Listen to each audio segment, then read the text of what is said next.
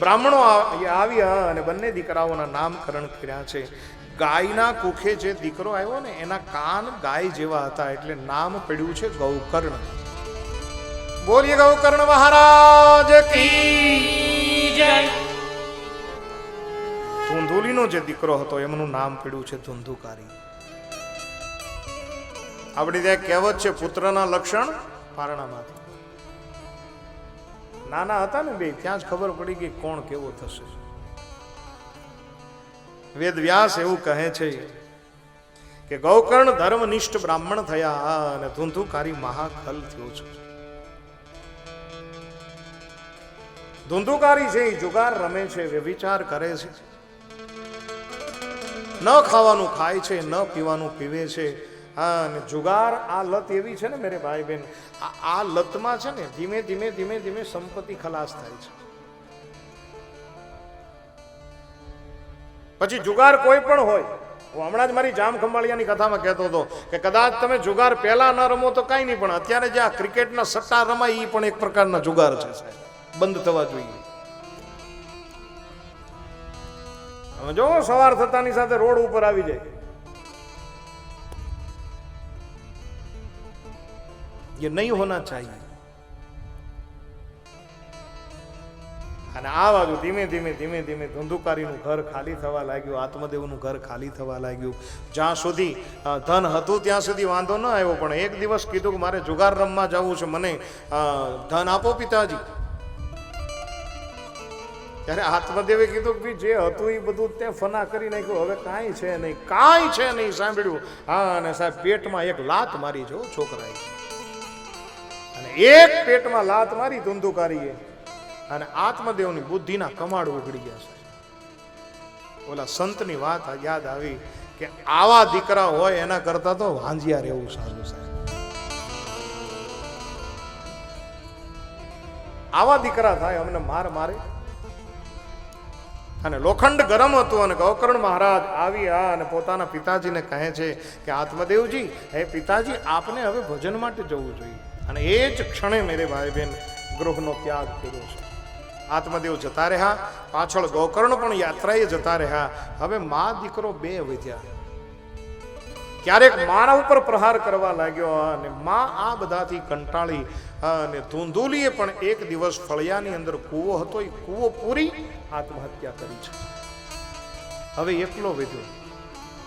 એવું કહે છે કે 5 સ્ત્રીઓના સંગમાં આવ્યો અને રાજાના ખજાનામાં જ્યારે ચોરી કરી ના,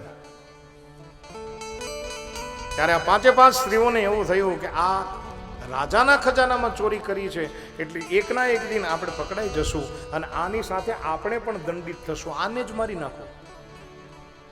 અને કથા એવું કહે છે કે ધુંધુકારીને પલંગ સાથે બાંધી ધગધગતા સળિયાઓ સળગાવી અને મુખની અંદર સળિયાઓ નાખી અને મારી નાખવામાં આવ્યું છે.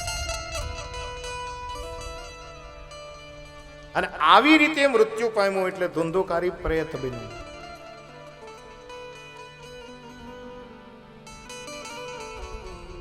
આ બાજુ યાત્રા કરતા ગૌકર્ણને ખબર પડી, અને ખબર પડી એટલે તર્પણ કરે છે, શ્રાદ્ધ કરે છે અનેક તીર્થ સ્થાનોની અંદર કે આ પ્રેત યોનિમાંથી આ મુક્ત થાય.